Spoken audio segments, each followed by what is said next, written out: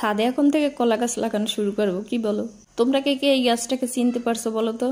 দেখতে কিছুটা হলুদ গাছের মতো, কিন্তু এটা হলুদ গাছ না আর কলা গাছও না, এটা কলাবতী গাছ। এই গাছটার ফুলের রং হচ্ছে হলুদ। আমার কাছে আরো একটা আছে। আগের কলাবতী গাছটার রং ছিল একদম গাঢ় লাল রঙের।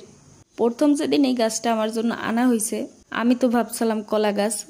এমনিতে তো আমার জামাই কোনো ফুল গাছ ভালোবাসে না আর আমার জন্য কখনো আইনাও দেয় না, তবে কলাবতী ফুল গাছটা জানি কোথা থেকে নিয়ে এসেছিল। পুরনোকে আমরা সবাই বলতে চাই আর নতুনকে স্বাগত জানাই। অ্যারোমেটিক জুই গাছটা যেহেতু মরেই গেছে তাই তুলে ফেললাম, আর তার জায়গাটা এখন দিয়ে দিলাম কলাবতী ফুল গাছটাকে।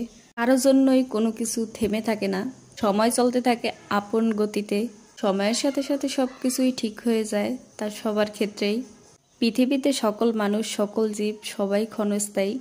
এই যে দেখো, আমার কলাবতী গাছ লাগানো শেষ। আজকের মতো আল্লাহ হাফেজ।